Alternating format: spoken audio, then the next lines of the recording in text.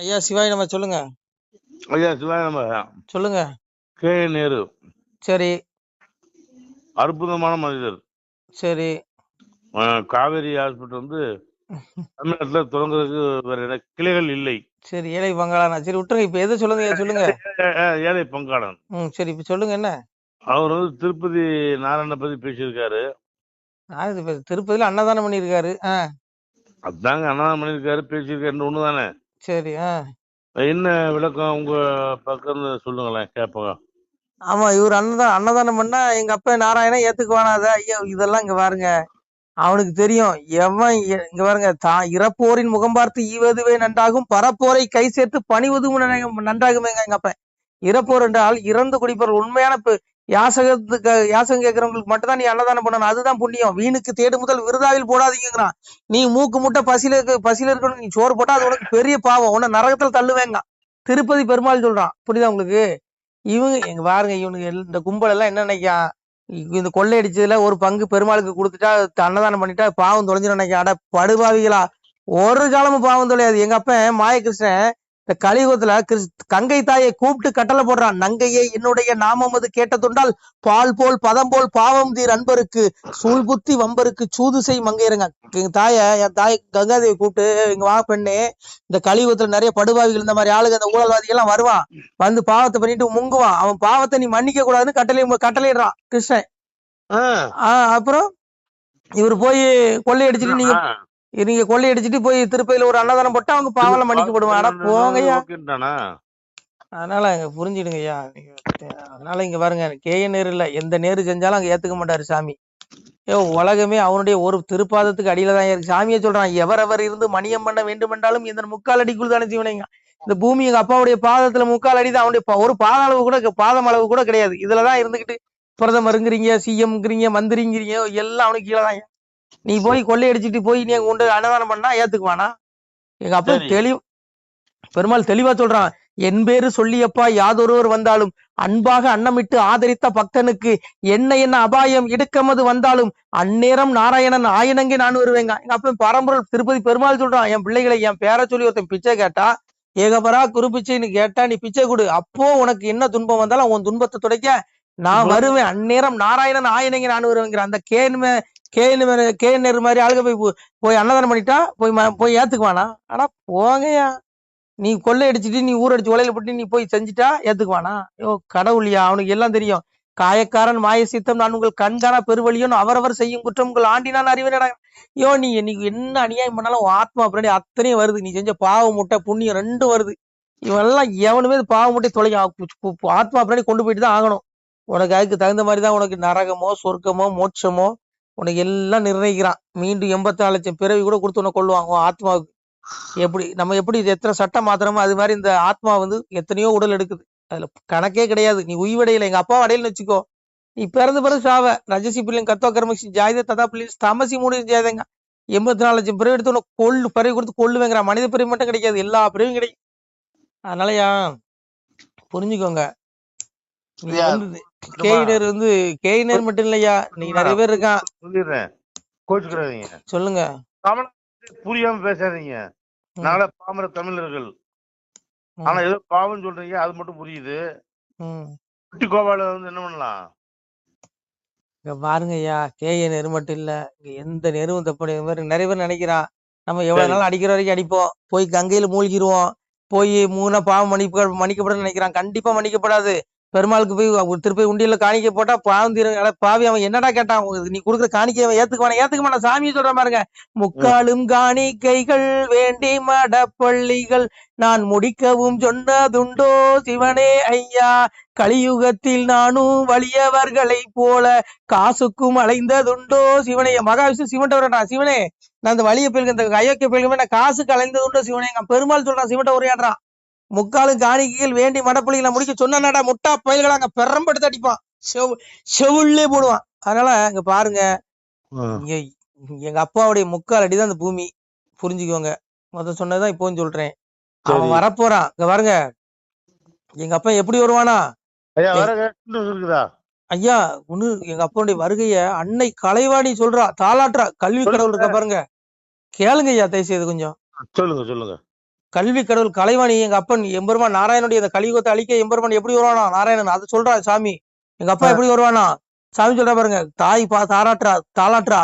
தார தர தர தாராரோ தார தர தர தாராரோ உலகம் 14 ஒரு கூடைக்குள் ஒரு சொல் மொழிக்கால வந்தவரோ இலகு பிரகாச சுவடு கொண்டு இலங்கும் பதியால பிறந்தவரோ அம்பு கணைகள் ஒன்றும் இல்லாமலே அறுக்க வந்தாரோ கலிதனையும் கூட படைகள் துணை ஒன்றில்லாமல் குறும்பை அடக்க வந்தவரோ சாடத்தலையாரி ஒன்றில்லாமல் சதைக்க வந்தாரோ கலியுகத்தை கோளு பேய்களை கிரகங்களை கொல்ல வரம்பற்ற நாரணனோ காண கருவாதி கடவுள் தானோ கர்த்தன் கர்த்தாதி கர்த்தன் தானோ தார தர தர தாராரோ தார தர தர தாராரோ. எங்க அப்பன் எம்பெருமா ஏக பரம்பரை இறைவன் நாராயணன் எப்படி வருவானா உலகம் 14 ஒரு குடைக்கு கீழே ஆளைக்கு இறைவன் வருவானா. அதுவும் பாருங்க வரும்போது கூட படைகள் துணை இல்லாமல் குறும்பை அடக்க இந்த கலிக்கு இந்த அரசியல் இந்த ஊழல்வாதி பயில்களை அடக்கிறதுக்கு கூட படைகளை கூட்டிட்டு வர மாட்டாங்க. சுண்டலி சுண்டக்கா. அதனால அப்புறம் சொல்ற அம்பு கணைகள் ஒன்று இல்லாமல் அறுக்க வந்தாரு கலியுகத்தை. இந்த மூட்டை அம்பு கணைகள் ஒன்று இல்லாமல் அறுக்க வந்தாரு கலியுகத்தைங்க. யார் அன்னை கலைவாணி சொல்றா தாய் சரஸ்வதி. இந்த கலியுகம் மூட்டை பூச்சிகளை நசுக்கிறதுக்கு இந்த மூட்டை பூச்சிகளை நசுக்கிறதுக்கு அம்பு கணை ஆயுதம் ஒன்றும் தேவையில்லைங்கிறான். இறைவன் அதை எடுத்துட்டு வர மாட்டானா. பிரம்மமா இருந்து இவனுக்கு எல்லாத்திரம் பேரையும் காலி பண்ணி நரகத்துல கொண்டு தள்ளுவானாம். தாய் சொல்ற சாமியா தான் சொன்னான் பெருமாளா தான் சொல்றான். இறப்ப வடிவாய் இருந்து கலிதனையும் பிரம்மமாய் நின்று பக்தி சோதித்தே நாம் எங்கும் இருந்து எரிப்போம் கலிதனையும் சங்கிலிருந்து தான் வளர்ப்பேன் நண்பர்னு எங்க அப்பன் சொல்றான். பகவான் பரம்பொருள் எம்பெருமான் நாராயணன் சொல்றான் இறப்ப வடிவாய் எங்கு இருக்கிறேன் பரபிரம்மனா இருந்து இந்த கலியுக படுபாவிகளை அழிச்சு அவ்வளவு பேர் நரகத்தை தூக்குறேன். சாதுக்களாகி என் பிள்ளைகள் நல்ல பிள்ளைகளை அவருடைய ஆத்மாவுக்கு நான் மோட்ச வீட்டுக்கு கூட்டு போறேங்கிறான். அதனால இங்க பாருங்க அந்த கேயினர் மாதிரி இன்னும் நிறைய பேர் இருக்கான். பண முதலைகள் இவங்க எல்லாம் தப்பவே முடியாதியா. கூட படைகளை கூட்டிட்டு வர மாட்டாரு இந்த கும்பலை குறும்பு அடக்கிறதுக்கு. தன்னந்தனியா வருவார சாமி. மறைப்பொருளா இருந்தா செஞ்சுட்டு தான் இருக்கான். உடல் அழிப்பான். ஆத்மாவை கொண்டு போய் கொன்னு நரகத்துல குழி தோண்டி முக்கி போடுவான். ஆக்கினே உண்டியா 1000 ஆண்டு நரகத்துல இருக்க வேண்டியிருக்கும் அந்த கும்பல்லாம். இவனுக்கு என்னமோ நினைச்சுக்கிறான் செத்து போனா முடிஞ்சிருது. அதனால இருக்கிற வரைக்கும் எவ்வளவு கொள்ளையடிப்புன்னு நினைக்கிறான். அடப்பாவி செத்துக்கு பிறகு மறுமையில தாண்டா உனக்கு ஆரம்பிக்குது உன்னுடைய கண்டமே. இவங்களுக்கு ஆத்ம சிந்தனை இல்லாத கூட்டம். இதுகளுக்கு ஞான உபதேசம் என்னன்னே தெரியாது. விட்டுருங்க. அதனால அன்னை கலைவாணியை சொல்றான் எங்க அப்பா எப்படி வருவானா இலகு பிரகாச சுவடு கொண்டு இலங்கும் பதியால பிறந்து வரான். எதா தித்யகதம் ஜெகத்பாசி தேசம் சந்திரமசி எத்தாக்கம் தேஜவதி மாமகம்ங்கிறான். அதாவது இறைவன் எங்க அப்பனுடைய சொரூபம் அவனுடைய ஒளி எப்படிப்பட்டவனா அவனுடைய தேஜஸ் எப்படியா 1000 சூரியர்கள் ஒரே நேரத்தில் இந்த ஆகாயத்தில் உதித்தால் எவ்வளவு பிரகாசம் இருக்குமோ அதை விட பிரகாசமானவன் அவன். எப்படி ஒரு சூரியனே கண்ணுல பார்க்க முடியாது. அவன் 1000 சூரியனுக்கு மேல பவறான். அதான் சொல்றான்ல சூரியனிடத்தில் உள்ள எந்த ஒளி உலகம் அனைத்தும் பிரகாசிக்க செய்கிறதோ மேலும் சந்திரனிடத்திலும் நெருப்பினிடத்திலும் எந்த ஒளி உள்ளதோ அது என்னுடைய ஒளியை என்று தெரிந்து கொள்ளுங்க. சந்திரனுக்கு ஒளி எங்க இருந்து வருது எங்க அப்பாட்ட இருந்து. சூரியனுக்கு ஒளி எங்க இருந்து வருது எங்க அப்பா கிட்ட இருந்து. அப்பாவை தேடுங்க ஐயா மோட்சத்துக்கு வழியை தேடுங்க. இந்த அரசியல்வாதி பயில்களை பார்க்காதீங்கலாம். கர்மம் அவனுக்கு என்ன பண்றனே தெரியாம அலைஞ்சிட்டு இருக்கான். ஆத்மாவை தேடுங்கடா. நாய் பன்னி கோழி நாயின்னு 84 லட்சம் பிறகு கொடுத்து உங்களை கொல்லுவான்டா. இந்த ஆத்மாவுக்கு திருந்துங்கடா. இது மனித பிறவி அரிய வாய்ப்பு. 7 வாய்ப்பு கொடுக்கப்பட்டிருக்கு. நீ இது 7வது பிறவியா கூட இருக்கலாம். 6 பிறவி அறியே உன்னை நினையாமல் தூருமிக பேசி தொழாத பேர் ஆனாலும் 7ஆம் பிறவியில் எல்லளவு நினைத்தாலும் வாரி அனைத்து வைகுண்டம் ஈவோனை. எங்க அப்பன் கருணை கடல் 6 பிறவில நீ அவனை கண்டபடி கெட்ட வார்த்தையில பேசினாலும் கூட உன்னை மன்னிச்சிருவான். 7வது பிறவில நீ எல்லளவு நினைச்சாலும் உனக்கு மோட்சத்தை கொடுத்துறான். இந்த 7 வாய்ப்பை நீ தவற விட்டுட்ட நீ நாசமா போய் நரகத்துல விழுந்து சாவுவீங்கடா. அதுக்கப்புறம் உன்னுடைய ஆத்மா 84 லட்சம் பிறவி இந்த பூமியில பிறவி எடுத்து கண்டபடி சாகும். உய்வடைய முடியாது. ஆத்ம விடுதலை வேணும். இந்த ஆத்மாவை விடுதலை கொண்டு போயிருங்க. மோட்சங்கிற வீட்டுக்கு கொண்டு போயிருங்க ஐயா. நமச்சிவாய. சிவாய நம. திருச்சிட்டம்பலம் தில்லையம்பலம் பொன்னம்பலம். சிவாய நம. உறவுகளே சிவ அன்பர்களே, தற்போது தாங்கள் இந்த வீடியோவில் பார்க்கக்கூடிய இடத்துல ஒரு சிவாலய திருப்பணி ஒன்று நடந்து கொண்டிருக்கிறது. இந்த இடத்துல பார்த்தீங்கன்னா முன்பு ஒரு காலத்தில் ஒரு சிவாலயம் இருந்திருக்குது. அதாவது இந்த ஏரியா இப்போ ஒரு தென்னை மரங்கள் பனை மரங்கள் சூழ்ந்த காடாக இருக்கிறது.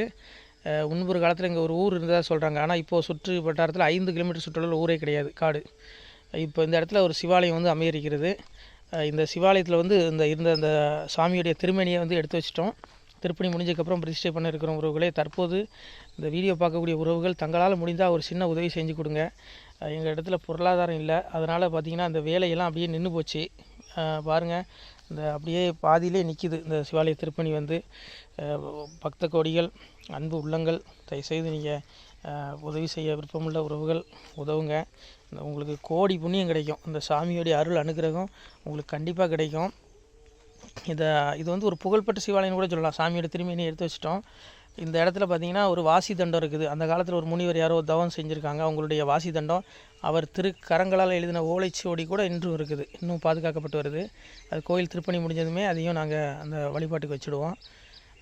இந்த சிவாலய திருப்பணி வந்து சாமி திருநாமம் வந்து முக்தீஸ்வரர் அப்படிங்கிற திருநாமத்தில் வழங்குறாரு. நெல்லை மாவட்டம் நாங்குநேரி தாலுகாவில் இந்த சிவாலயம் அமைய இருக்கிறது உறவுகளே. இந்த வீடியோ பார்க்கக்கூடியவங்க ஒரு 2 பேருக்காவது கொஞ்சம் ஷேர் பண்ணுங்கள். இந்த வீடியோ பார்க்கக்கூடிய யாராவது ஒரு சின்ன உதவி செஞ்சால் இந்த ஆலய திருப்பணி வந்து கண்டிப்பாக நாங்கள் வெற்றிகரமாக முடிச்சுடுவோம். பாருங்கள், அந்த வேலை எல்லாமே அப்படியே நிற்கிது. கல்லெல்லாம் இறக்கி போட்டிருக்கோம். இன்னும் நிறைய கற்கள் தேவைப்படுது. சுவாமியோடைய அந்த திருக்கோபுரம் பார்த்திங்கன்னா லிங்க வடிவிலே அமைக்க இருக்கிறோம். உதவுங்கள் உறவுகளே. உங்களுக்கு அப்பா சிவபெருமானுடைய அருள் நிச்சயம் கிடைக்கும்.